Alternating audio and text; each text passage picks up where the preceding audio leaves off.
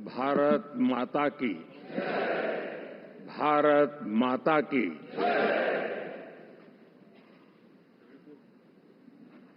मैं सबसे पहले तो इस सभागृह में उपस्थित एनडीए घटक दलों के सभी नेतागण, नवनिर्वाचित सभी सांसदगण और हमारे राज्यसभा के भी सांसदगण, आप सबका हृदय से बहुत बहुत आभार व्यक्त करता हूं।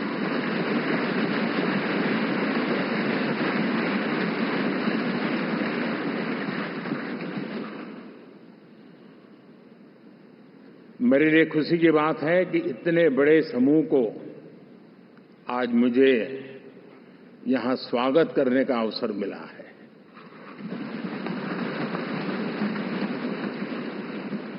जो साथी विजयी होकर के आए हैं वे सभी अभिनंदन के अधिकारी हैं,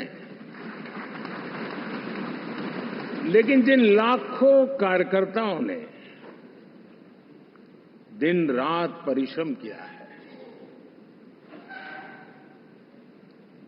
न उन्होंने दिन देखा न रात देखी, और इतनी भयंकर गर्मी में हर दल के कार्यकर्ता ने जो पुरुषार्थ किया है, परिश्रम किया है, मैं आज संविधान सदन के इस सेंट्रल हॉल से सर झुका करके उनको प्रणाम करता हूं।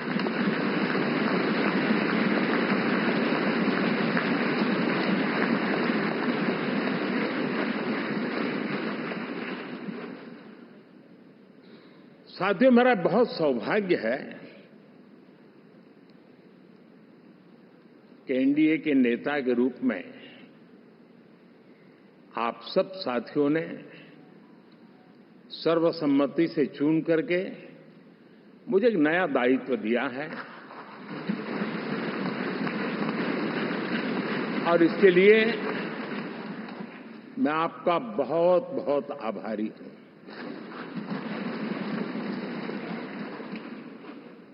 व्यक्तिगत जीवन में एक मैं जवाबदारी का एहसास करता हूं। जब 2019 में इस सदन में मैं बोल रहा था, आप सबने मुझे नेता के रूप में चुना था, और तब मैंने एक बात पर बल दिया था, विश्वास। आज जब आप मुझे फिर से एक बार ये दायित्व देते हैं, इसका मतलब है कि हम दोनों के बीच, हम आपस में विश्वास का सेतु इतना मजबूत है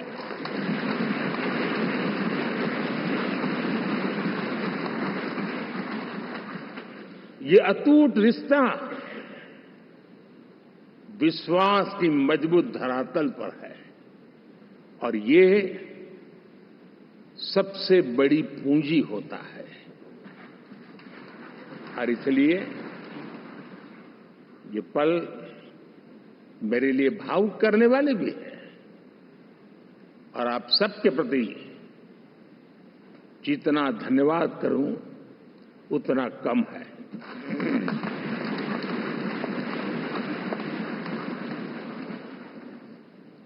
साथियों,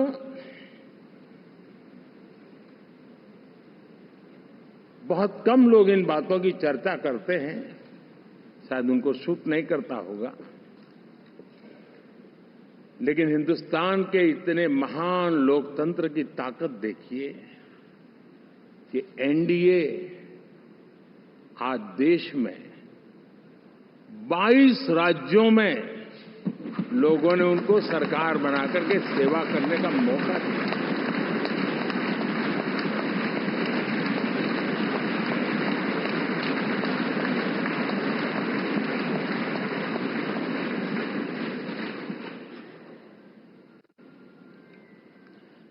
हमारा ये अलायंस सच्चे अर्थ में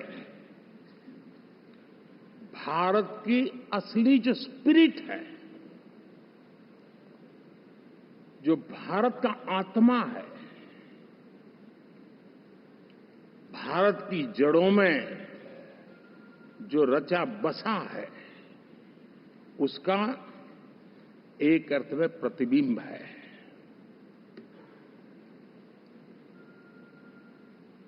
और मैं इसलिए कह रहा हूं कि थोड़ी नजर करें, हमारे देश में 10 ऐसे राज्य जहां हमारे आदिवासी बंधुओं की संख्या प्रभावी रूप से है, निर्णायक रूप से है, जहां इस आबादी आदिवासियों की ज्यादा है। ऐसे 10 राज्यों में से 7 राज्यों में एनडीए सेवा कर रहा है।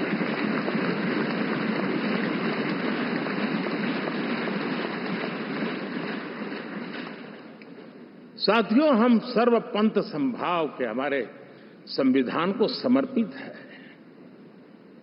और देश में चाहे हमारा गोवा हो या हमारा नॉर्थ ईस्ट हो, जहां बहुत बड़ी मात्रा में हमारे ईसाई भाई बहन रहते हैं, आज हम उन राज्यों में भी एनडीए के रूप में सेवा का अवसर हमें मिला हुआ है।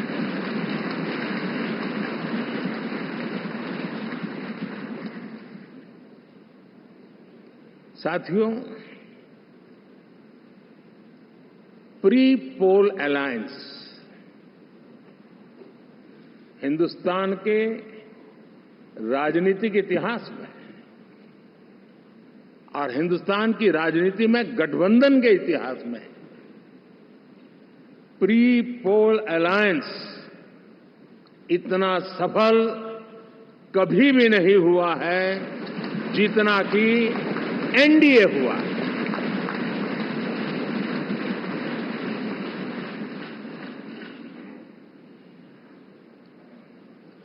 और ये गठबंधन का विजय, हमने बहुमत हासिल किया है और मैं कई बार कह चुका हूं, शब्द अलग होंगे लेकिन मेरे भाव उसमें एक सातत्य है।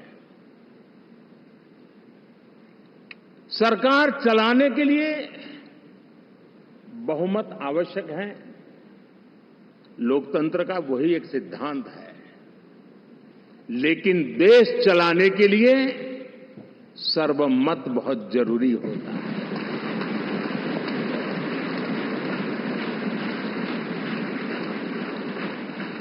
और मैं आज देशवासियों को यहां से विश्वास दिलाना चाहता हूं कि आपने जिस प्रकार से हमें बहुमत देकर के सरकार चलाने का सौभाग्य दिया है, ये हम सबका दायित्व है कि हम सर्वमत का निरंतर प्रयास करेंगे और देश को आगे ले जाने के लिए हम कोई कोर कसर नहीं छोड़ेंगे।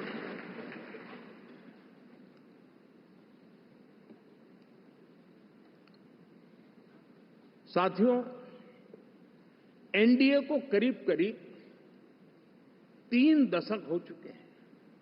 यानी आजादी के 75 साल में 3 दशक एनडीए, ये सामान्य घटना नहीं है जी। विविधता से भरे हुए अपनी लोकतांत्रिक और सामाजिक रचना के बीच में ये 3 दशक की यात्रा एक बहुत बड़ी मजबूती का संदेश देती है। और मैं आज बड़े गर्व के साथ कहता हूं कि किसी एक समय वो था कि संगठन के कार्यकर्ता के रूप में इस अलायंस का हिस्सा था, व्यवस्थाओं से जुड़ा रहता था और आज सदन में बैठ करके आपके साथ काम करते करते मेरा भी नाता इससे 30 साल का रहा है और मैं कह सकता हूं, हकीकतों के तथ्यों के आधार पर कह सकता हूं, ये सबसे सफल अलायंस है।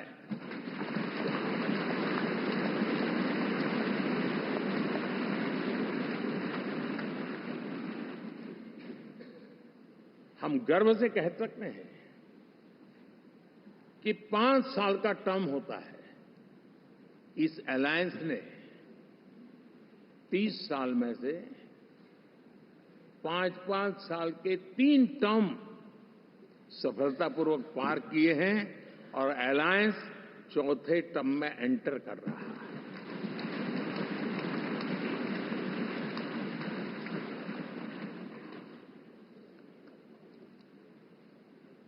साथियों, इस बात को जो राजनीति के विशेषज्ञ हैं, अगर मुक्त मन से, मुक्त मन शब्द बहुत महत्व का है, वे सोचेंगे तो पाएंगे कि एनडीए ये सत्ता प्राप्त करने का या सरकार चलाने का कुछ दलों का जमावड़ा नहीं है।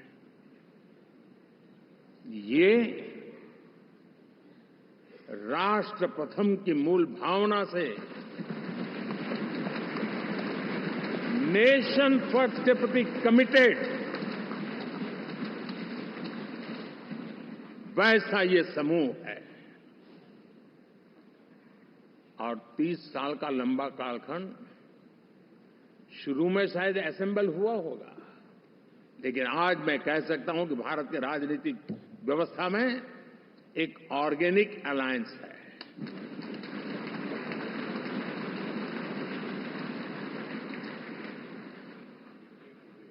और ये मूल्य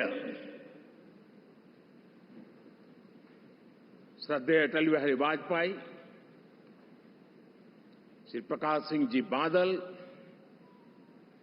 श्री बाला साहब ठाकरे, श्री जॉर्ज फर्नांडिस, श्री शरद यादव, अनगिनत नाम में कह सकता हूं। इन लोगों ने जिस बीज को बोया था, वो आज भारत की जनता ने विश्वास का सिंचन कर करके उस बीज को वटवृक्ष बना दिया है।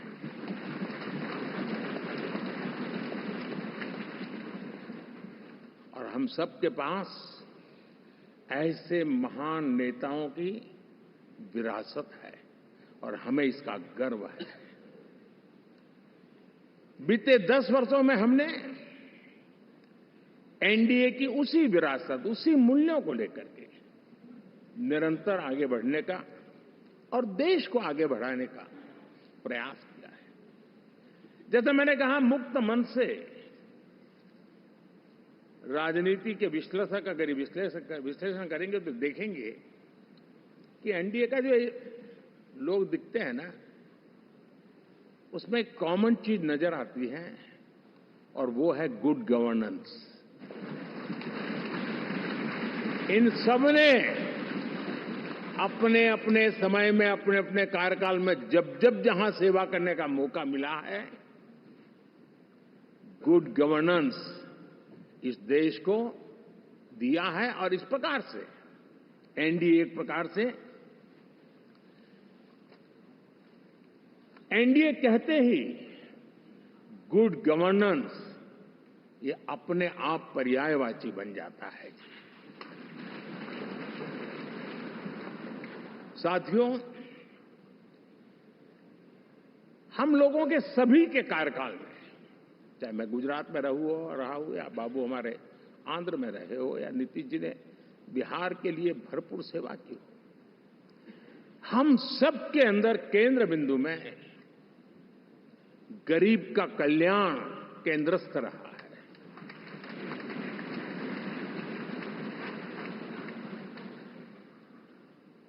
और देश ने एनडीए के गरीब कल्याण के, गुड गवर्नेंस के 10 साल को देखा है, इतना नहीं मैं कह सकता हूं देश ने इसे जिया है।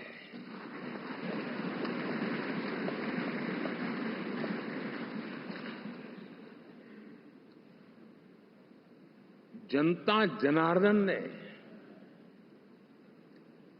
सरकार क्या होती है, सरकार क्यों होती है, सरकार किसके लिए होती है, सरकार कैसे काम करती है, इसको पहली बार अनुभव किया है।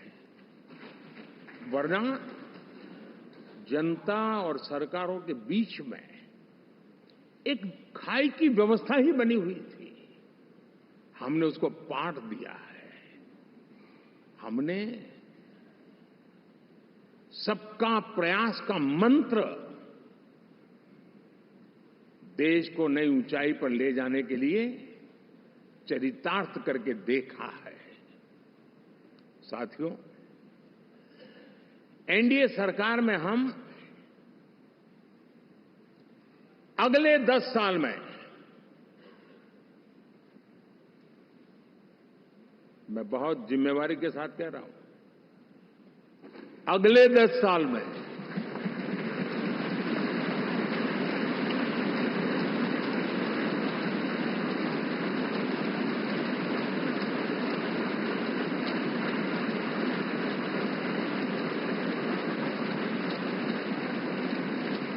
गुड गवर्नेंस, विकास, नागरिकों के जीवन में क्वालिटी ऑफ लाइफ, और मेरा व्यक्तिगत रूप से एक बहुत बड़ा ड्रीम है, मैं लोकतंत्र की समृद्धि को जब सोचता हूं तो मैं चाहता हूं कि सामान्य मानवीय के जीवन में से, और खास करके मध्यम वर्ग, उच्च मध्यम वर्ग, उनके जीवन में से सरकार की दखल जितनी कम हो उतनी लोकतंत्र की मजबूती है।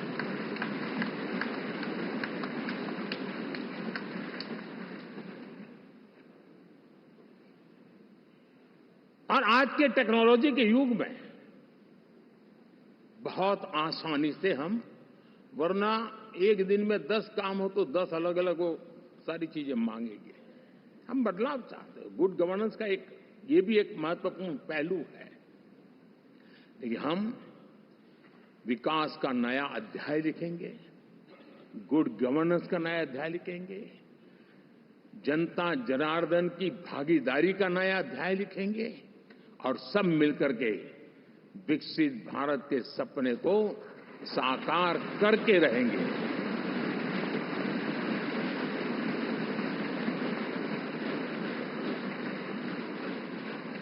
साथियों, एनडीए में, और मैं अगर विस्तार से कहूं तो सदन में किसी भी दल का कोई भी जनप्रतिनिधि होगा, मेरे लिए सब बराबर है।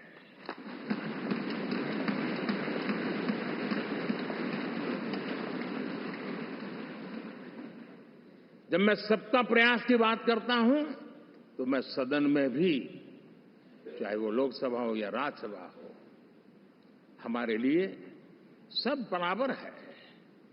और यही एक भाव है जिसके कारण 30 साल से एनडीए अलायंस मजबूती के साथ आगे बढ़ा है। अपना पराया कुछ नहीं है। सबको गले लगाने में हमें कभी कोई कमी नहीं रखी है।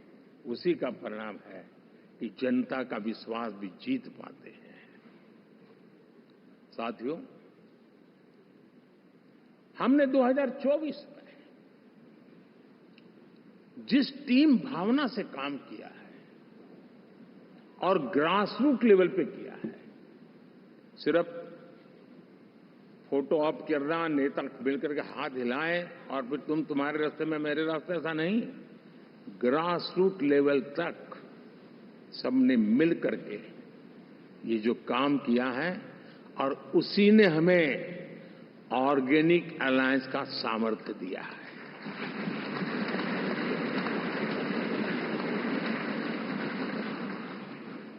एक दूसरे का सहयोग किया है। हर किसी ने यही सोचा, जहां कम वहां हम। अगर कोई कमी है तो मैं आऊंगा, मैं मेहनत करूंगा, लेकिन तुम्हें कमी नहीं रहने दूंगा।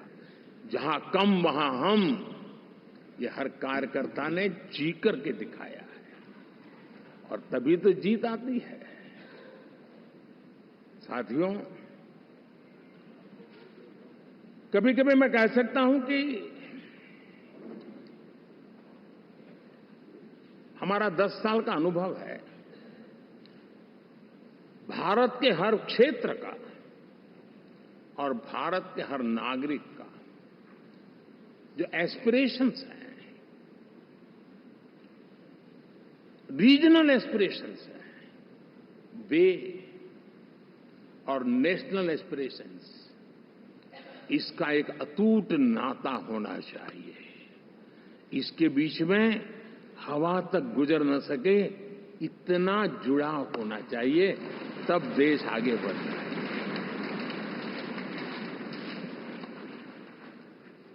साथियों, इस चुनाव में मैं कुछ उल्लेख जरूर करना चाहूंगा, जो मेरी नजरिए से मैंने देखा है। दक्षिण भारत में एनडीए ने एक नई राजनीति की नींव मजबूत की है।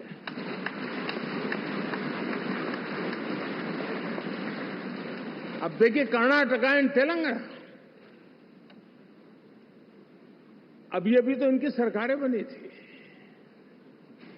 लेकिन पल भर में ही लोगों का विश्वास टूट गया, भ्रम से लोग बाहर आ गए और एनडीए को गले लगा। कर्नाटक और तेलंगाना में दोनों जगह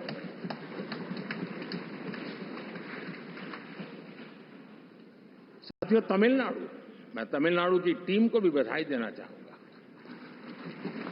और वहां हमारा एनडीए समूह बहुत बड़ा भी है, और कईयों को पता था कि हम एक शायद एक सीट नहीं लड़ा पाएंगे, लेकिन इस लड़ाई में हम साथ रहेंगे। और मैंने बहुत से एनडीए के साथी तमिलनाडु में ऐसे हैं कि जिनका कोई उम्मीदवार नहीं था, लेकिन इस झंडे को ऊंचा रखने के लिए वो जी जान से जुटे थे।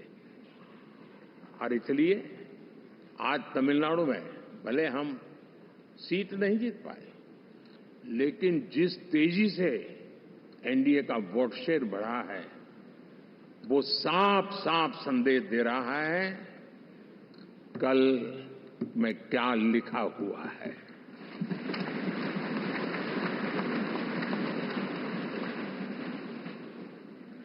साथियों, पुडुचेरी हो, केरला, हमारे सैकड़ों कार्यकर्ताओं के बलिदान हुए हैं। यूडीएफ हो या एलडीएफ हो, शायद हिंदुस्तान के राजनीतिक जीवन में इतना जुल्म एक विचारधारा को लेकर के जीने वाले लोगों पर हुआ होगा तो सिर्फ मैं कह सकता हूं केरल में हुआ है। जम्मू कश्मीर से भी ज्यादा हुआ है। उसके बावजूद भी सामने कहीं विजय नजर नहीं आता था। उन्होंने परिश्रम की पराकाष्ठा में कभी पीछे नहीं रहे, पीढ़ियां खपा दी, और आज पहली बार संसद में केरल से हमारा प्रतिनिधि बन के आया।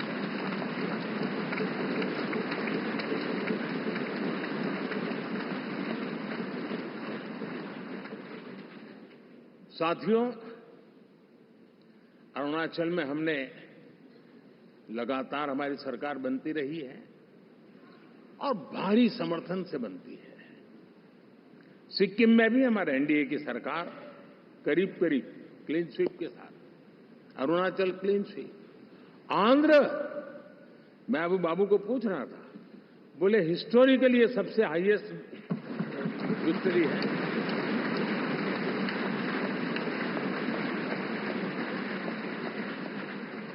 और ये जो यहां दिखता है ना पवन, ये पवन नहीं, आंधी है।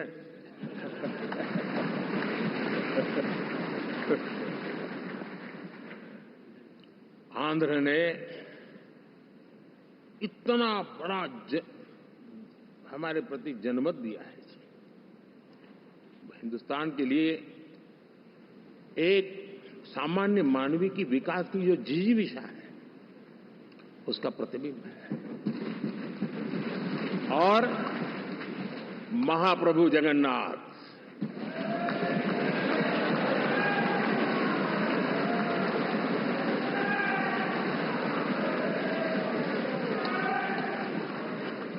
और मैंने अनुभव किया हमेशा। मैं हमेशा मानता हूं ईश्वर के अनेक रूप होते हैं, लेकिन जब मैं भगवान महाप्रभु जगन्नाथ जी को याद करता हूं, मैं हमेशा मानता हूं ये गरीबों के देवता है।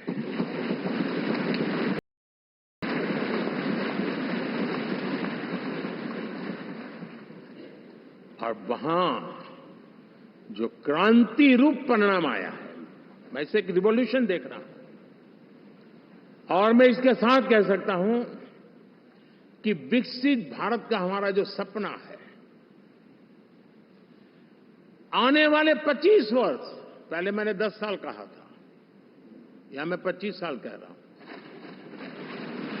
आने वाले 25 साल महाप्रभु जगन्नाथ जी की कृपा से उड़ीसा देश की विकास यात्रा के ग्रोथ इंजन पैकी एक होगा।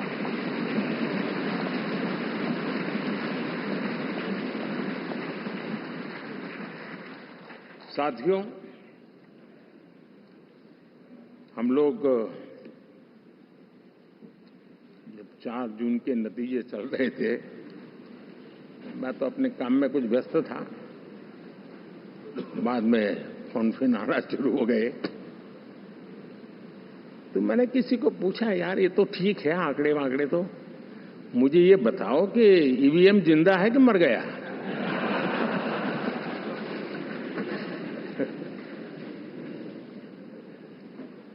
क्योंकि ये लोग तय करके बैठे थे कि भारत के लोकतंत्र और लोकतंत्र की प्रक्रिया के प्रति विश्वास ही लोगों का उठ जाए, और लगातार ईवीएम को गाली देना। और मुझे तो लगता था कि शायद इस बार वो ईवीएम की अर्थी का जुलूस निकालेंगे, लेकिन 4 जून शाम आते आते उनको ताले लग गए, ईवीएम ने उनको चुप कर दिया। ये ताकत है भारत के लोकतंत्र की, ये ताकत है भारत की निष्पक्षता की, ये भारत की ताकत है भारत के चुनावी तंत्र की, चुनाव आयोग की। और मैं मानता हूं कि ये आशा करता हूं कि 5 साल तो अब ईवीएम शायद मुझे नहीं सुनाई देगा, लेकिन जब 29 में हम जाएंगे तो फिर से शायद ईवीएम को लेकर के नाचने की शुरुआत करेंगे, क्योंकि इनके सुधरने की संभावना बहुत कम है। आप देखिए, चुनाव के समय मैंने पहली बार देखा, शायद हर तीसरे दिन इलेक्शन कमीशन के काम में रुकावट आए, इसके लिए सुप्रीम कोर्ट के दरवाजे खटखटाए गए, भांति भांति की एप्लीकेशन, और एक ही टोली थी। और लोकतंत्र के प्रति जिनका भरोभार अविश्वास है, ऐसे लोग सुप्रीम कोर्ट का उपयोग करते हुए कैसे रुकावट डाले, इसका निरंतर प्रयास करते रहे। और चुनाव आयोग की ताकत का एक बड़ा हिस्सा अदालतों में इस पीक आवर्स में, चुनाव के पीक आवर्स में, यानी कितनी निराशा लेकर के ये लोग मैदान में आए थे कि उन्होंने पूरा हमला उसी इंस्टीट्यूट पे लगा दो ताकि चुनाव के कोई भी परिणाम आए, हम दुनिया के सामने भारत को भी बदनाम कर लें। ये षड्यंत्र का हिस्सा था दोस्तों, और कभी भी देश उनको माफ नहीं करेगा। साथियों, इंडी गठबंधन वाले जब ईवीएम का विरोध करते हैं तो मैं सिर्फ एक चुनाव के रूप में नहीं देख रहा। मैं मानता हूं ये लोग मन से पिछली शताब्दी के सोच वाले लोग हैं। वे टेक्नोलॉजी को हम महत्व न समझते हैं, न टेक्नोलॉजी स्वीकार करने को तैयार है। और ये सिर्फ ईवीएम में दिखाई दिया, ऐसा नहीं, यूपीआई में दिखाया। जब हमने कहा कि हिंदुस्तान के लोग डिजिटल ट्रांजैक्शन करेंगे, फिनटेक की दुनिया में आज हिंदुस्तान का नाम हो गया, मानने को तैयार नहीं। आधार आज देश की एक पहचान बना है। मैं तो देख रहा हूं कि मुझे कई देश कहते हैं कि हमें आधार की पद्धति से आगे बढ़ना है, आप कैसे मदद कर सकते हैं। उस आधार को रोकने के लिए सुप्रीम कोर्ट में बार बार जाकर के परेशानियां पैदा की। यानी मूलतः ये प्रगति के विरोधी, आधुनिकता के विरोधी, टेक्नोलॉजी के विरोधी इंडी अलायंस हमने देखा है। साथियों, इस देश के लिए ये भी चिंता का विषय है कि विश्व में भारत के लोकतंत्र की ताकत को कम आंकने का प्रयास, और कितना एक्सट्रीम है। मैं दुनिया में ढोल पीट रहा हूं कि हम मदर ऑफ डेमोक्रेसी है, और ये दुनिया में जाकर के बता रहे नहीं हमारे देश में तो डेमोक्रेसी जैसा कुछ नहीं, कि वो मोदी बैठ गया है, वो एक चाय बेचने वाला यहां पहुंच कैसे गया, कुछ तो गड़बड़ की होगी। ये जो इनकी मनस्थिति है जी, भारत के नागरिकों को चुनाव प्रक्रिया के प्रति अविश्वास पैदा करने का जो उनका षड्यंत्र है, मैं मानता हूं कि अब दुनिया भी भारत के लोकतंत्र की विविधता, विशालता, व्यापकता, गहनता, इन सबको भी जानने समझने के लिए आकर्षित होगी। ऐसे ही इस चुनाव के नतीजे में देख रहा हूं। साथियों, जब 1 तारीख को मतदान पूरा हुआ और 4 तारीख को काउंटिंग, इस बीच की चीजों को आप देखिए। योजनाबद्ध तरीके से देश को हिंसा की आग में झोंकने का बयान दिए जाते थे। यहां इकट्ठे होना, यहां पहुंचना, यहां करना। कुछ लोग इस चीज, लेकिन ये बहुत गंभीर है।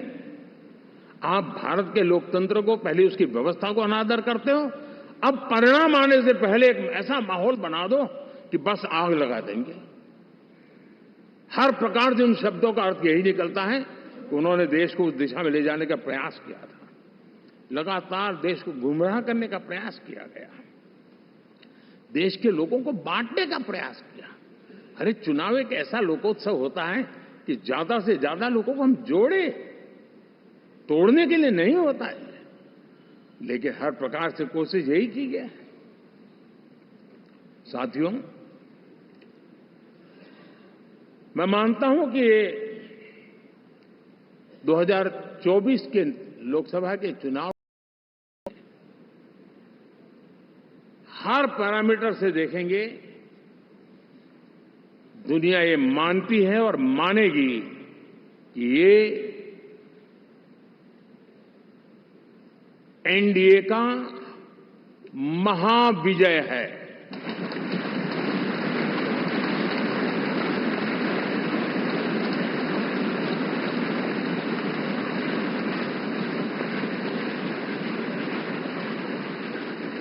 और आपने देखा 2 दिन कैसा चला, जैसे हम तो हार चुके हैं, गए। सब चारों तरफ यही दिखता था, क्योंकि उनको अपने कार्यकर्ताओं का मोरल हाई करने के लिए ऐसे काल्पनिक परेड ये करने पड़ रहे हैं। और साथियों, गठबंधन के इतिहास में अगर आंकड़ों के हिसाब से देखें तो ये सबसे मजबूत गठबंधन की सरकार है।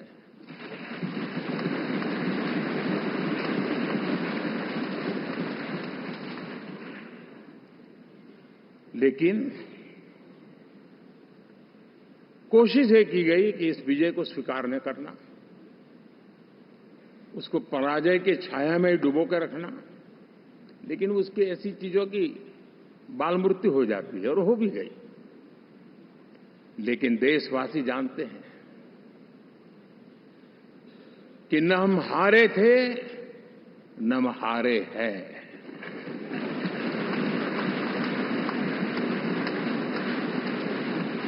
लेकिन 4 तारीख के बाद हमारा जो व्यवहार रहा है वो हमारी वो पहचान बताता है कि हम विजय को पचाना जानते हैं।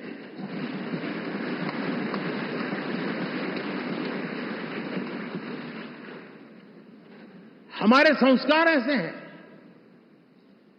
कि विजय की गोद में उन्माद पैदा नहीं होता है और न ही पराजित लोगों के प्रति उपहास करने के हमारे संस्कार हैं। हम विजय को भी पचाते हैं और पराजित का भी उपहास करने की विकृति हम नहीं पालते। ये हमारे संस्कार हैं। अब किसी भी बालक को पूछो कि भाई लोकसभा के चुनाव के पहले सरकार किसकी थी, तो कहेगा एनडीए। 24 के नतीजों के बाद सरकार किसकी बनी, एनडीए। फिर हारे कहां से भाई? पहले भी एनडीए थी, आज भी एनडीए और कल भी एनडीए है।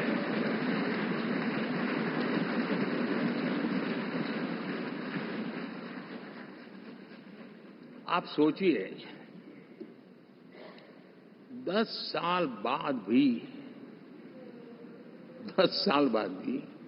कांग्रेस 100 के आंकड़े को नहीं छू पाई।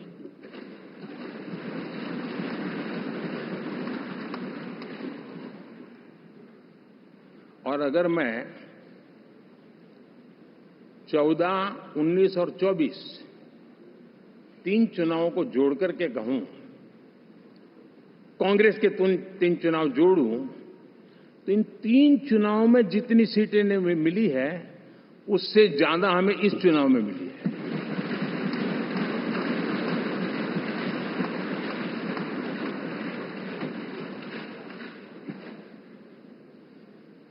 और मैं साफ देख रहा हूं साथियों, एनडीए वालों को अंदाज नहीं है। वे धीरे धीरे पहले तो डूब रहे थे, अब तेज गति से ये गर्त में जाने वाले हैं।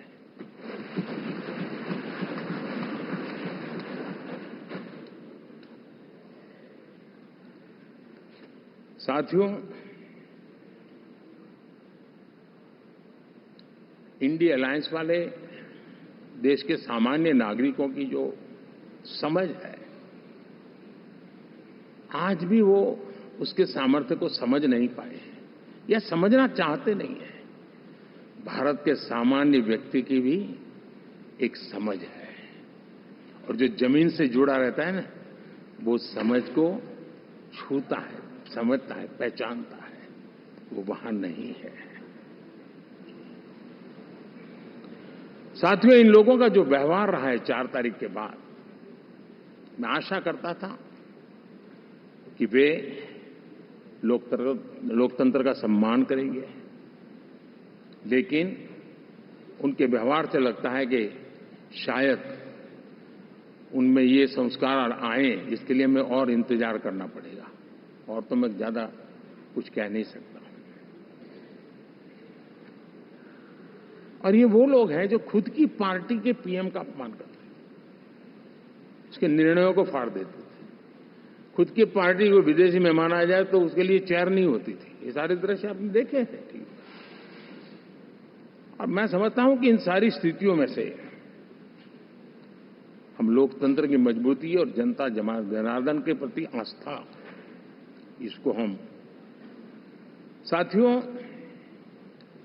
लोकतंत्र हमें सबका सम्मान करना सिखाती है।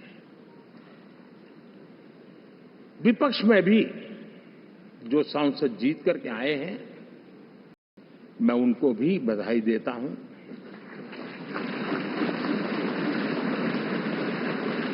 और मैं पिछले 10 वर्ष में एक चीज मिस कर रहा था कि debate, participation, quality of debate मैं मिस कर रहा हूं। लेकिन मैं आशा करता हूं कि अब इस नया जो सदन बना है वो कमी मुझे खलेगी नहीं, शायद हमारे साथी भी राष्ट्रहित की नीयत के साथ सदन में आएंगे और भले वो विपक्ष में बैठे होंगे, लेकिन राष्ट्र के विपक्ष में नहीं है, हमारे विपक्ष में है। राष्ट्र में तो हम सब एक ही दिशा में हैं।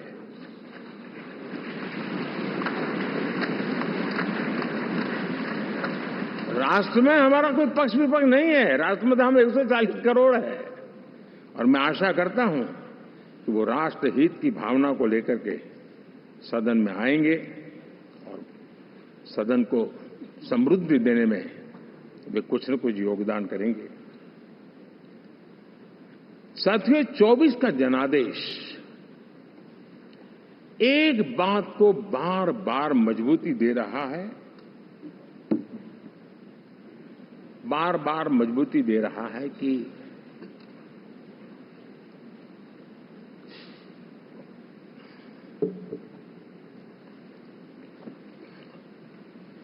देश को आज के वातावरण में सिर्फ और सिर्फ एनडीए पर ही भरोसा है।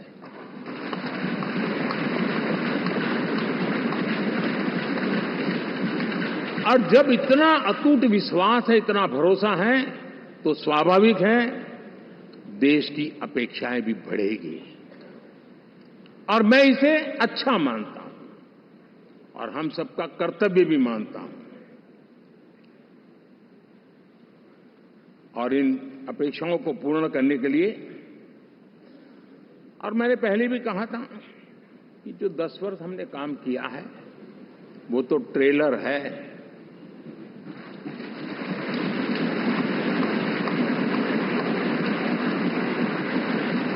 और वो मेरा चुनावी वाक्य नहीं था, ये मेरा कमिटमेंट है। हमें और तेजी से, और विस्तार से, और तेज गति से देश के आकांक्षाओं को पूर्ण करने में रत्ती भर भी विलंब नहीं करना है।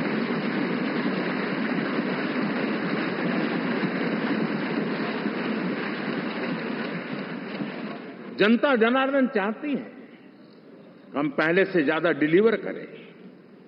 जनता चाहती है कि हम खुद ही हमारे पुराने रिकॉर्ड तोड़े।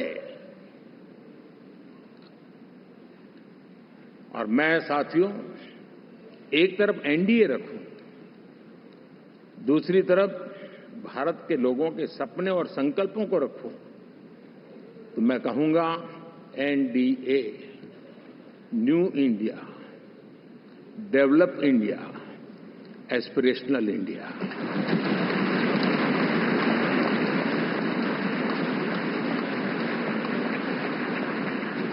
और इसी सपने और संकल्पों को पूरा करना, ये हम सबका संकल्प भी है, कमिटमेंट भी है और हमारे पास रोड मैप भी है।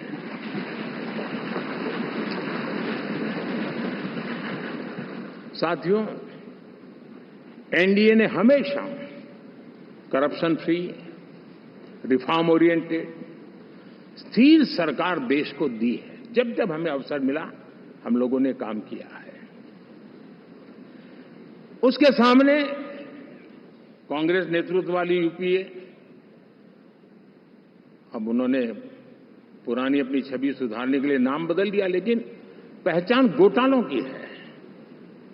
आए दिन घोटाले, यही पहचान रही है। और नाम बदलने के बावजूद भी देश उनके घोटालों को नहीं भुलाए, उनको नकारा है।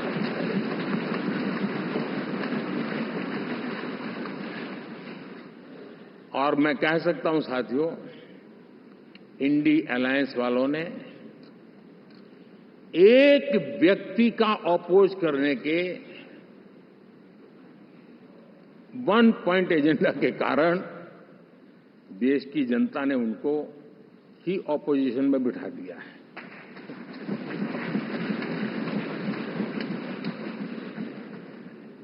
एनडीए विकसित भारत इस संकल्प को लेकर के चुनाव में गया था। देश के लिए सकारात्मक सोच को लेकर के गया था। देश की युवा शक्ति के सामर्थ्य को समझ करके नए अवसरों को लेकर के देश को आगे बढ़ने की बात लेकर के गया था, जबकि हमारे सामने जो लोग थे वो भ्रम फैलाना, झूठ फैलाना, यही गुमराह करने वाले काम यही करते रहे थे। अब एनडीए और उनका देखें, इवन नामांकन में जाएंगे तो भी आपको देखेगा उनका चुनाव प्रचार, उनका नामांकन, हम लोगों का एक एक दृश्य देख लीजिए और उनका एक एक दृश्य देखिए, कितना बड़ा अंतर है। हर चीज में उनका कैरेक्टर दिखाई देता है।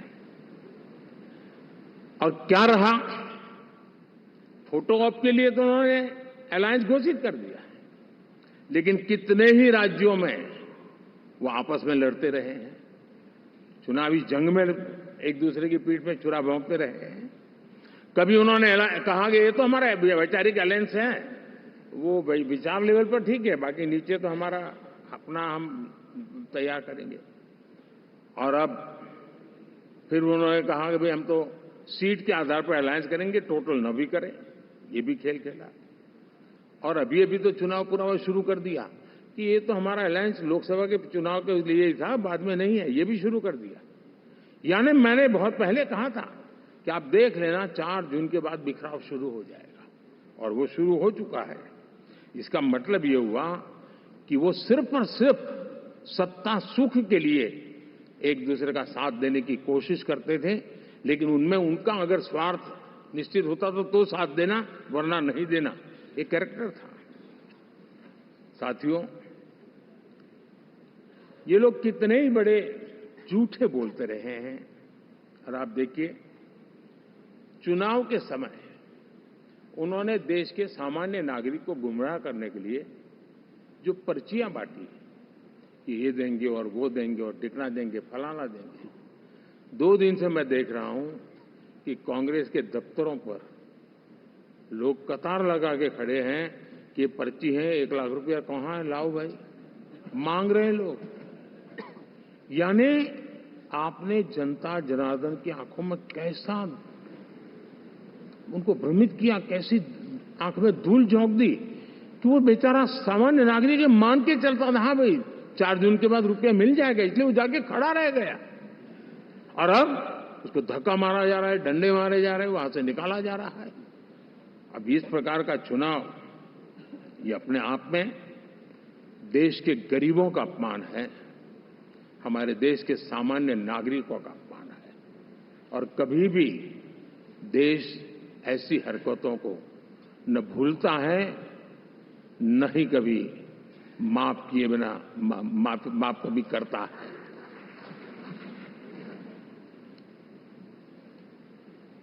साथियों, हमारे लिए संतोष की बात है कि हम एक कमिटमेंट से काम कर रहे हैं। 10 साल में हमने 25 करोड़ गरीबों को गरीबी से बाहर निकाला है।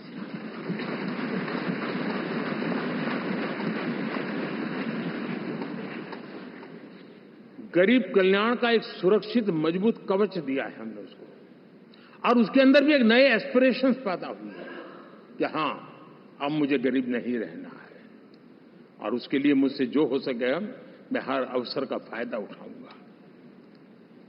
3 करोड़ गरीबों को घर,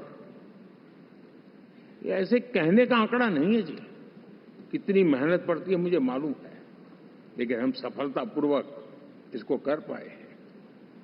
4 करोड़ लोगों को दे चुके हैं, 3 करोड़ का हम संकल्प लेकर के आज से आगे बढ़ेंगे। यानी ये भी हिम्मत है कि 4 करोड़ देने के बाद जिन परिवारों का विस्तार हुआ है, जरूरत पड़ी है, और राज्यों की भी उसमें इच्छा है, 3 करोड़ नए घर बनाने का संकल्प। 70 वर्ष की आयु से ऊपर के व्यक्तियों को, नागरिकों को 5 लाख रुपए तक इलाज के लिए मुफ्त इलाज की व्यवस्था। मुद्रा योजना के तहत हमारे नौजवानों को कारोबार के लिए 20 लाख तक की उनकी बैंक से उनको लोन मिले, इसकी व्यवस्था। ये मैं समझता हूं कि वायदा हमारे तीसरे कार्यकाल की गारंटियां, सब मैं अभी बताता नहीं हूं, लेकिन इन गारंटियों के प्रति हम कमिटेड हैं और उसे पूर्ण करने के लिए हम कोई कमी नहीं रखेंगे। साथियों, गरीब का सशक्तिकरण और मिडिल क्लास को सुविधा, ये हमारी प्राथमिकता है, क्योंकि मध्यम वर्ग अब इस देश का एक बहुत बड़ा चालक बल है। भारत की ग्रोथ स्टोरी में ये ऐसे ऐसे नए फोर्सेस मैं देख रहा हूं जो हमारी बहुत बड़ी शक्ति बनने वाले हैं, और इसलिए हम उस पर भी उतना ही, और मिडिल क्लास की बचत कैसे बढ़े, सेविंग कैसे बने, उसके लिए, उसके क्वालिटी ऑफ लाइफ के लिए हम क्या कर सकते हैं, हमारी योजनाओं का विस्तार कैसे किया जाए, हमारे नीति नियमों में बदलाव कैसे किया जाए, उस पर भी हम आने वाले दिनों में काम चाहते हैं। साथियों, पंचायत से पार्लियामेंट तक हमारी नारी शक्ति की सक्रिय भागीदारी, ये हमारा कमिटमेंट है, और हमने हमारे पिछले कार्यकाल में नारी शक्ति वंदन अधिनियम करके उस बात को हमने आगे बढ़ाया है। और वो दिन दूर नहीं होगा जब हमारे सदन में बहुत बड़ी तादाद में हमारी माताएं बहनें देश का नेतृत्व करती हुई दिखाई देगी।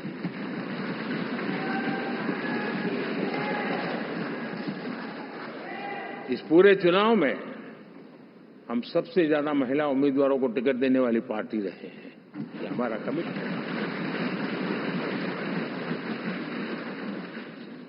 हमारी महिला सांसदों को जो आशीर्वाद देश की जनता ने दिया है, मैं इसके लिए विशेष रूप से उनका आभार व्यक्त करता हूं। और साथियों, आपने देखा होगा G20 समिट में दुनिया के सामने एक विषय लेकर के हम बड़े आग्रह से गए हैं, और वो है empowerment of women, development of women. इन सारी बातों को तो हम परिचित हैं। हमने एक नया शिफ्ट किया है और हम G20 समिट से भी इसको आगे बढ़ा रहे हैं, विमेन लेड डेवलपमेंट।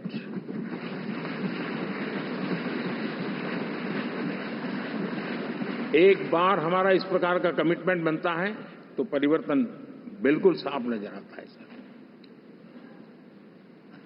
साथियों, एनडीए का ये कार्यकाल बड़े फैसलों का है, तेज विकास का है, और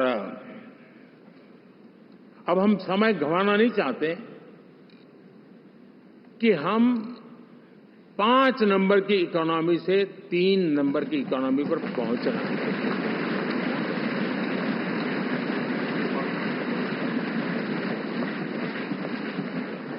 और ये खाली 5 और 3 का आंकड़ा नहीं है, उसके कारण जो अर्थव्यवस्था का कद बन जाता है, वो सामान्य मानवी की आशा आकांक्षाओं को पूरी करने के लिए सरलता बढ़ जाती है। देश के लिए जो जरूरतें हैं वो आराम से पूरी करने का सामर्थ्य बन जाता है, और इसलिए हम उस दिशा में बड़ी कोशिश करके आगे बढ़ना चाहते हैं। राज्यों का सहयोग भी उसमें उतना ही महत्वपूर्ण है, और भारत के संविधान ने हमें जिस प्रकार का दिशा निर्देश किया है कोऑपरेटिव फेडरलिज्म का, लेकिन मैंने उसमें आग्रह रखा है कॉम्पिटिटिव कोऑपरेटिव फेडरलिज्म। हमारे राज्यों के बीच में भी तंदुरुस्त स्पर्धा हो, राज्य और केंद्र के बीच में भी तंदुरुस्त स्पर्धा हो, हम अच्छा करने की स्पर्धा करें, और उस दिशा में हम आगे बढ़ना चाहते हैं। और हमने देखा है कि जब मैं कॉम्पिटिटिव कोऑपरेटिव फेडरलिज्म की बात करता हूं, आपने देखा G20 समिट हम एक जगह पे कर सकते थे, हम भी मालाएं पहन करके फोटो निकलवा सकते थे, लेकिन हिंदुस्तान के अनेक शहरों में 200 से ज्यादा मीटिंगें हुई, और दुनिया भर के नीति निर्धारक जो कहे G20 देशों के और बाकी भी 5-7 देशों के, वो हिंदुस्तान के कोने कोने में गए, उनके देशों में जाकर के भारत की विविधता, भारत की विशालता, इसकी चर्चा कर रहे हैं। उनके लिए आश्चर्य है, हमने तो दिल्ली आकर के वापिस जाते थे, पता ही नहीं था कि देश इतना बड़ा है। तो ये अपनी एक ताकत का परिचय हुआ है। हमने कोविड में देखा, राज्यों के साथ, कोऑपरेशन के साथ हमने जिस प्रकार से लड़ाई लड़ी, और एक सूत्र में रह करके लड़े, दल किसी का भी हो सरकार में, लेकिन हमने इस काम को किया क्योंकि हमारा कोऑपरेटिव फेडरलिज्म के प्रति कमिटमेंट है। एस्पिरेशनल डिस्ट्रिक्ट एक ऐसा मॉडल है गवर्नेंस का जिसमें राज्य भी उतना ही सक्रियता से हमारे साथ जुड़े हुए हैं।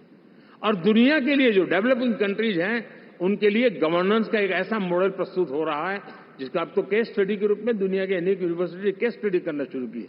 अब उसको हम आगे बढ़ाते हुए एस्पिरेशनल ब्लॉक की तरफ ले जा रहे हैं, ताकि हमारे ग्रास रूट लेवल पे भी जो वीक एरियाज हैं, जहां सुविधाएं अभी सामान्य एवरेज से भी नीचे हैं, उसको हम जल्दी से जल्दी उस स्टेट की एवरेज तक लाना चाहते हैं। देश का रीजन, कोई भी क्षेत्र हो, सर्वांगीण विकास को लेकर के हम चले हैं। साथियों, गत 10 वर्ष में इंफ्रास्ट्रक्चर के क्षेत्र में हमने एक बहुत बड़ा, यानी सोचने में भी बदलाव लाए। जमीन पर तो लाए, वरना हमारे देश में सोचा चलेगा यार, अरे एक बार कर लो ना, उस सारे में से बदलाव नहीं। अब तो अच्छा ही चाहिए, बड़ा ही चाहिए, जल्दी से जल्दी पहुंचाने वाला चाहिए। सामान्य मानवी के मन को हमने इस से प्रेरित भी किया है और पुरुषार्थ करके हमने उस दिशा में काम किया है। 5 साल में हमें गति शक्ति, यानी इस प्रकार के प्लेटफॉर्म पर जो काम किया है, जो काम 6-6, 8-8 महीने तक नहीं होता था, वो आज 15-20 दिन में कर सकते हैं। सर, टेक्नोलॉजी का उपयोग करके हम काम कर रहे हैं। और ये जब होता है तो उसका मूल फायदा देश के नौजवानों के लिए रोजगार के अति अवसर बन जाते हैं। उनके लिए जीवन में सिलेक्शन के लिए बहुत बड़ा दायरा बढ़ जाता है। और वो हमें, साथियों, आज भारत दुनिया में विश्व के लिए एक नया मैन्युफैक्चरिंग हब के रूप में उभर रहा है। और जब हम मैन्युफैक्चरिंग हब कह रहे हैं, तब सिर्फ इलेक्ट्रॉनिक गुड्स या सर्विसेज की मैं बात नहीं कर रहा हूं। मैं फूड प्रोसेसिंग में भी आज दुनिया में हम बहुत तेजी से आगे बढ़ रहे हैं, और वो भारत के किसानों को बहुत बड़ी ताकत देने वाला है। उसी प्रकार से स्पेस हो, आर्टिफिशियल इंटेलिजेंस हो, स्टार्टअप्स की बात हो, स्किल जॉब अपॉर्चुनिटीज की बात हो, आज भारत बहुत तेजी से आगे बढ़ेगा, बढ़ रहा है, ये मेरा विश्वास है। साथियों, मुद्रा योजना, ड्रोन दीदी, विश्वकर्मा योजना, इसने भी नई संभावनाओं को जन्म दिया है। साथियों, हमारी संस्कृति, हमारी विरासत, उसके प्रति हम जितना ध्यान केंद्रित करेंगे, दुनिया के लिए आकर्षण का केंद्र बनेगा। और इसलिए हम उन दिशा में, और मैं मानता हूं भारत के लिए टूरिज्म एक ऐसा एवेन्यू है जो गत शताब्दी में हमें कभी, आज से लेकर के पीछे के 100 साल में कहूं, ऐसा अवसर नहीं मिला है जैसा आने वाले 25 साल में मिलने वाला है। दुनिया भारत की तरफ मुड़ने वाली है। अब हमारा काम है, हम इसके लिए आवश्यक व्यवस्थाओं को विकसित करें। हमारी विरासत के प्रति हम हमारा पर्यटन का विकास करते हुए एक विन विन सिचुएशन का हम फायदा उठाएं, और उसमें बहुत अधिक निवेश की संभावनाएं मैं देखता हूं। और ये ऐसा क्षेत्र है जिसमें हर स्तर के लोग कमाते हैं। गरीब से गरीब आदमी भी कमाता है और बड़ी बड़ी होटल वाला भी कमाता है। हर कोई इसमें कमाता है, और हमने टूरिज्म के हम बल देना चाहते हैं। बहुत पोटेंशियल है। आज जो इंफ्रास्ट्रक्चर के क्षेत्र खुले हैं, इसका फायदा इसको मिलता है। एयरवे हो, रेलवे हो, हमारे एक्सप्रेस वे हो, ये हमारा यातायात जितना बेहतर हो, और हमारा डिजिटल कनेक्टिविटी का जो काम है, ये इसके लिए एक बहुत बड़ा पॉजिटिव ग्राउंड तैयार कर रहा है, और जिसका फायदा मिलने वाला है। और जो वोकल फॉर लोकल और रीजनल टूरिज्म, इसको एक बल देने का काम है। साथियों, अब दुनिया एक नए युग में प्रवेश रही है। जिस समय औद्योगिक क्रांति हुई, उस समय हम गुलामी के दौर से गुजर रहे थे। तो औद्योगिक क्रांति का जितना फायदा लेना चाहिए, हम नहीं ले पाए। अब एक नया युग शुरू हो रहा है, हरित युग, ग्रीन एरा। भारत के पास बहुत संभावनाएं हैं इसका नेतृत्व करने की, और हम इसके लिए आने वाले दिनों में ग्रीन हाइड्रोजन की बात हो, ग्रीन एनर्जी हो, या ग्रीन जॉब्स हो, या ग्रीन मोबिलिटी हो, इन सारे विषयों को हम इतनी तेजी से आगे बढ़ाना चाहते हैं ताकि इस हरित युग का नेतृत्व दुनिया में भारत का सामर्थ्य सिद्ध कर दें, ये हम चाहते हैं। साथियों, इसी सिलसिले में इस 5 जून को जब पर्यावरण दिवस था, 4 जून को नतीजे आ गए थे। तो उसी दिन मेरे मन में एक विचार आया कि कार्यक्रम 5 जून को हमने आरंभ किया, एक पेड़ मां के नाम। हर किसी को मां के प्रति श्रद्धा होती है, और मैं भी देशवासियों को कहूंगा कि आने वाले समय में कभी आपकी माताजी का जन्मदिन हो, क्या कोई और शुभ दिन हो, अपनी मां के नाम पर एक पेड़ लगाइए, और मां जीवित हैं तो साथ लेकर जाइए, उनकी फोटो आप सोशल मीडिया में अपलोड कीजिए, और मां नहीं है तो उनकी फोटो रख करके एक पेड़ लगाइए, और वो अपनी मां का भी सम्मान होगा और धरती मां की सेवा होगी। हम इन 2 माताओं की सेवा करें। साथियों, एनडीए, अब भारत आइसोलेशन में नहीं जी सकता। वैश्विक परिवेश में की भूमिका दिनों दिन बहुत बढ़ती चली जा रही है। 2014 में जब एनडीए की सरकार बनी, पूरे विश्व में उसी एक पल से ही एक नया जिज्ञासा पैदा हुई, थोड़ी आशा के संकेत उनको नजर आने लगे, और फिर उस बदलाव बहुत बड़ा तेजी से आया। और पिछले 10 वर्ष में भारत ने जिन कामों को बढ़ लिया है, आज भारत की छवि विश्व बंधु की बन चुकी है। दोस्तों, विश्व हमें एक बंधु के रूप में स्वीकार कर रहा है, और जब दुनिया हमें विश्व बंधु के रूप में स्वीकारती है तो हमारी वैश्विक जिम्मेवारियों को भी हमने हमारे आने वाले रोड मैप में महत्व देना ही होगा। और भारत की सफल विदेश नीति ने अच्छे परिणाम भी दिए हैं। हमने हर संकट को उस प्रकार से हैंडल किया जिस प्रकार से मानवीय मूल्यों को हमने प्राथमिकता दी।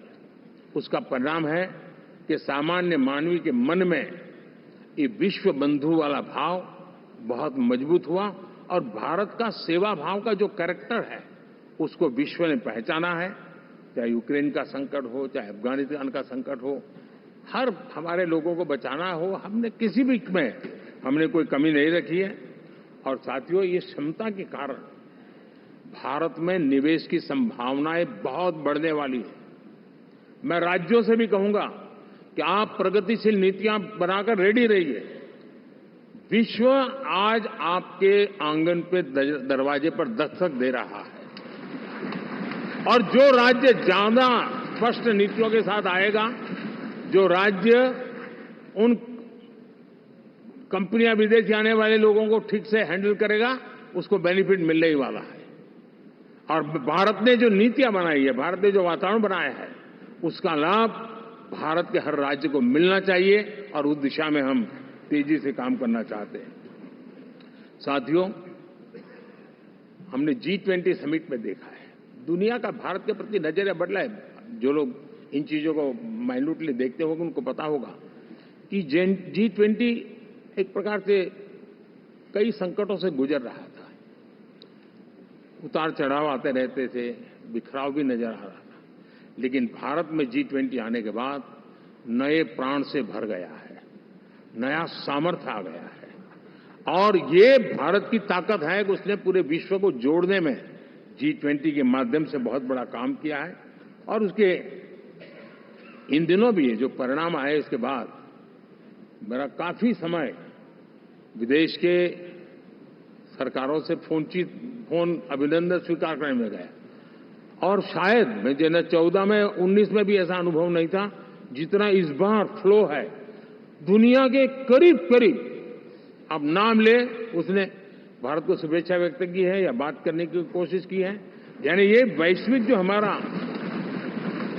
ताकत है उसका परिचय करवा रहा है, और उसके कारण मैं मानता हूं कि विश्व में हमारा सम्मान और साथ साथ भारत में निवेश, ये दोनों संभावनाएं बढ़ रही है। साथियों, हमारे संविधान का 75वां वर्ष है। हम चाहते हैं कि संविधान हमारी संवैधानिक संस्थाओं का संरक्षण भर इसके मात्र के लिए है, ऐसा नहीं। कोई अदालत में धाराओं का उपयोग करके काम करने के लिए नहीं है। ये एक हमारी भावना है, हमारा स्पिरिट है और हमें इस 75 साल को ऐसे मनाना है ताकि हम संविधान के स्पिरिट को जन जन तक पहुंचाएं। हर जन को संविधान की जो भावना है, कर्तव्य की भावना है, अनेक बात ऐसे इस बात है, उन सब प्रति समर्पण उसका बढ़े, उस दिशा में हम काम करना चाहते हैं। साथियों, छत्रपति शिवाजी महाराज के राज्याभिषेक के 350 वर्ष के उत्सव में देश आज रंगा हुआ है और हमारे लिए सबसे बड़ी प्रेरणा है क्योंकि उसमें राष्ट्र प्रथम की भावना है। छत्रपति शिवाजी महाराज को याद करते ही राष्ट्र प्रथम की भावना हमें मजबूती देती है और इसलिए हम देश में इसी एजेंडा को आगे रखते हुए और जब इसी समय 350 साल का पर्व आया है तो हमें अपनी पॉलिसी और परफॉर्मेंस और सामान्य मानवीय का जीवन बेहतर करना है, उसमें जरा भी विलंब नहीं करना है। साथियों, विकास की सारी तैयारियां, रोड मैप लेकर को हम चलेंगे ही, चल रहे हैं, लेकिन साथ साथ हम नए नए सांसद आए हैं, कुछ पुराने सांसद हैं, कुछ ज्यादा अनुभवी सांसद भी हैं। आप देखते हैं कि इन दिनों पिछले 2 दिन से आप टीवी पे देखते होंगे, एक भी सच्चाई मुझे उसमें नजर नहीं आई। कोई ये कह रहा है, कोई वो कह रहा था, सब मैंने कहा भी जरा पूछो तो ये जानकारी लाते कहां से, गपगोले चला रहे, किसी के खाते में कुछ भी डाल करके चल रहा है। तो मतलब ये थोड़े दिन, क्योंकि 10 साल से ऐसे अवसर नहीं मिले हैं, तो शायद ये उबाल जरा ज्यादा रहेगा। लेकिन आप मान के चलिए जी, ऐसे लोग कोई पहुंचेंगे, बस साहब मेरा अच्छा संबंध है, मंत्री में आपका नंबर कर सकता हूं, आया, हमें भी पता नहीं होता यार, हो सकता है मिनिस्टर बनने का ही रास्ता होगा तो हम भी गलती से उसका हाथ पकड़ लेते हैं और वो पता नहीं वो किस खाई में डुबो देता है। कभी कभी तो शायद अब तो टेक्नोलॉजी ऐसी है कि हो सकता है मेरे सिग्नेचर से कोई लिस्ट बाहर निकल जाए कि ये मंत्री बन गए, हो सकता है कोई बुद्धिमान डिपार्टमेंट भी बांट दे। तो आजकल कई लोग सरकार बनाने में लगे हुए हैं, मंत्री पद बांट रहे हैं, पद बांट रहे हैं, व्यवस्था बांट रहे हैं। मैं आपसे आग्रहपूर्वक कहता हूं, और जो मोदी को जानते हैं, ये सारे प्रयास निरर्थक है वे।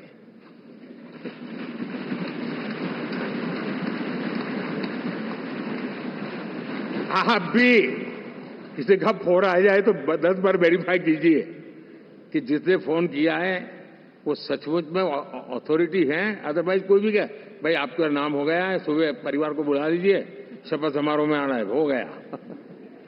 तो ऐसी गपबाजी करने वाली एक बहुत बड़ी फौज रहती है। कुछ लोग आदतन करते रहते हैं, कुछ लोगों को मजाक आती है लेकर, और कुछ लोग बद-इरादे से करते हैं। मेरा सभी सांसदों से आग्रह है कि हम इन सारे षड्यंत्रों का शिकार न बने। दूसरा, हमारे जो इंडिया अलायंस वालों ने इस चुनाव में फेक न्यूज में एक्सपर्टाइज कर लिया, डबल पीएचडी कर लिया उन्होंने, वो शायद इसका भरपूर उपयोग करेंगे। हम कृपा करके इन चीजों से दूर रहें, अफवाहों से दूर रहें। ये जो टीम बैठी है वो अनुभवी टीम है, मुझे भी सही सलाह देने वाली टीम है, और इसलिए टीम मिलकर के बहुत सही निर्णय करने वाली है। कृपा करके ब्रेकिंग न्यूज के आधार पर देश चलेगा नहीं, ये मान के चलिए।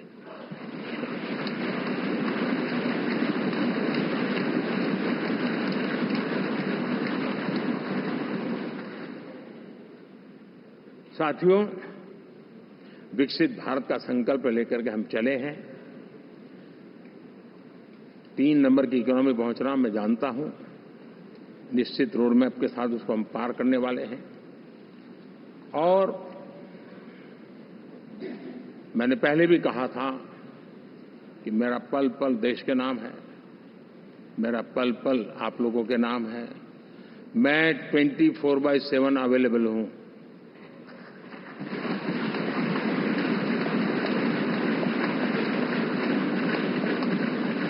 हमें मिलकर के देश को आगे बढ़ाना है। फिर से एक बार आप लोगों ने मुझ पर जो विश्वास जताया है, जो प्यार दिखाया है और जो समर्थन दिया है, वाकई मैं मानता हूं भारत के लोकतंत्र की एक बहुत बड़ी ताकत है। मैं जितना आपका आभार व्यक्त करूं उतना कम, और मैं विश्वास दिलाता हूं कि मैं आपकी आशा अपेक्षाओं को पूरी करने में, परिश्रम करने में कोई कमी नहीं रखूंगा।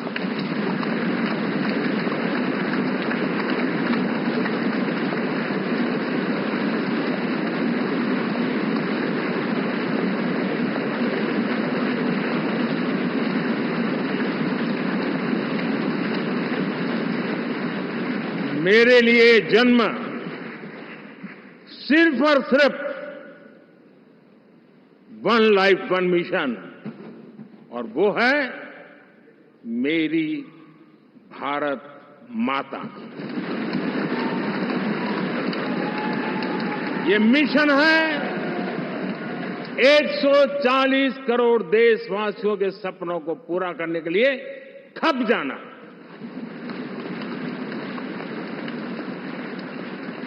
ये मिशन है 140 करोड़ देशवासियों को हजार साल की मुसीबतों से जो गुजरी हुई पीढ़ी दर पीढ़ी है, उसे मुक्ति दिला करके सम्मान के साथ विश्व में मेरा हर देशवासी दुनिया उसे देखे तो उसका मन कर जाए, काश ये हिंदुस्तान का है, अरे नजर मिल जाए तो अच्छा होगा। ये मैं स्थिति पैदा करना चाहता हूं। उसका मन लालायित होना चाहिए, हिंदुस्तानी है, अरे यार जरा हाथ मिला लूं, कुछ एनर्जी मुझे भी आ जाए। मैं देश को इस ऊंचाई पे ले जाना चाहता हूं। और साथियों, मुझे पक्का विश्वास है आपका साथ, आपका सहयोग, आपका अनुभव बहुत बड़े परिणामों की संभावनाएं लेकर के आया है। लोकसभा का ये गठन उन सभी आकांक्षाओं को पूरा करेगा। मैं फिर एक बार आप सबका हृदय से बहुत बहुत धन्यवाद करता हूं।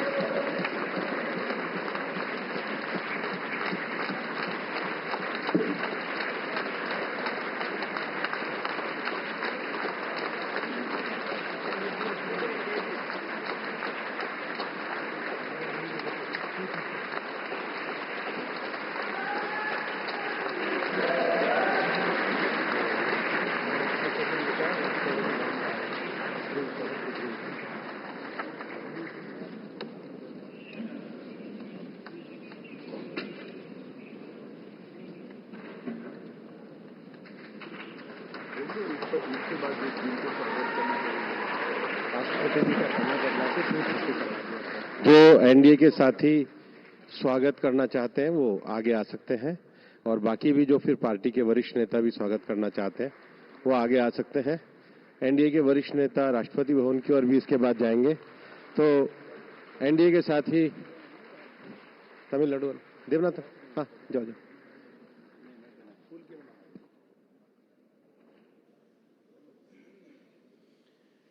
एनडीए के साथी या वरिष्ठ नेता जो स्वागत के लिए आए हैं वो एक आगे धीरे धीरे जा सकते हैं। तो एनडीए संसदीय दल की बैठक में ऐतिहासिक निर्णय, ये ऐतिहासिक बैठक है और प्रधानमंत्री के तौर पर चुना गया है। एनडीए संसदीय दल का नेता चुना गया है प्रधानमंत्री नरेंद्र मोदी को। तो एक बार फिर से तीसरी बार लगातार देश की बागडोर संभालने जा रहे हैं नरेंद्र मोदी, और ये ऐतिहासिक पल है जब सभी दलों ने सर्वसम्मति से, एनडीए से जुड़े सभी घटक दलों ने सर्वसम्मति से नरेंद्र मोदी को अपना नेता चुना है। और इस तरह से जवाहरलाल नेहरू के बाद अब प्रधानमंत्री नरेंद्र मोदी इकलौते ऐसे व्यक्ति होंगे जो लगातार तीसरी बार प्रधानमंत्री के पद पर आसीन होंगे। हमारे संवाददाता शैलेंद्र मिश्रा इस पूरी खबर पर बातचीत करने के लिए हमारे साथ मौजूद हैं। शैलेंद्र, कितना बड़ा ऐतिहासिक पल है और किस तरह से देखते हैं इस एनडीए की बैठक को? तमाम जो आशंकाएं थी वो खारिज हुई हैं तमाम जो संभावनाएं इंडी गठबंधन के लोग तलाश रहे थे उनको धता बताया है आज न सिर्फ एनडीए गठबंधन के तमाम नेताओं ने बल्कि प्रधानमंत्री ने स्वयं। प्रधानमंत्री नरेंद्र मोदी ने एनडीए संसदीय दल का नेता चुने जाने के बाद कई महत्वपूर्ण बातें कही और उन्होंने कहा कि एनडीए की महाविजय है और एनडीए का जो एक इतिहास रहा है उसे प्रधानमंत्री नरेंद्र मोदी ने याद किया और किस तरह से विकसित भारत के एक विजन को आगे बढ़ाना है सभी को साथ लेकर, उस पर प्रधानमंत्री नरेंद्र मोदी ने अपनी बात रखी। और इंडी गठबंधन के जो लोग हैं उन्होंने जिस तरह का रवैया अपनाया चुनाव प्रचार के दौरान उस पर भी एक निशाना साधा और जब चुनावी नतीजे आए जिस तरह की बातें कही गई उस पर भी प्रधानमंत्री ने अपने तौर पर अपनी बातें रखी। देखिए बहुत महत्वपूर्ण है जब भाजपा संसदीय दल, एनडीए संसदीय दल और लोकसभा के नेता के तौर पर प्रधानमंत्री नरेंद्र मोदी को चुना गया है। इसके लिए एक प्रस्ताव राजनाथ सिंह ने रखा था, तमाम एनडीए के सहयोगी नेताओं ने उस प्रस्ताव का अनुमोदन किया।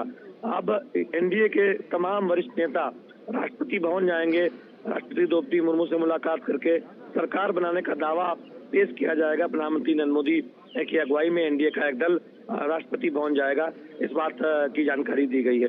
देखिए एक बहुत ऐतिहासिक पल इसलिए है कि 1960 के बाद भारत की राजनीति में ऐसा कोई मौका नहीं था जब लगातार तीसरी बार कोई नेता प्रधानमंत्री बना हो। प्रधानमंत्री नरेंद्र मोदी एक रिकॉर्ड बनाते हुए नजर आ रहे हैं। उनके अगुवाई में एनडीए ने लगातार तीसरी बार पूर्ण बहुमत हासिल किया है और वो लगातार तीसरी बार देश के प्रधानमंत्री बनने जा रहे हैं। एक आंकड़ा भी प्रधानमंत्री ने रखा कि पिछले 3 चुनावों के अगर नतीजे देख लें तो कांग्रेस को उतनी सीटें हासिल नहीं हुई है जितनी इस चुनाव में भारतीय जनता पार्टी को हासिल हुई है।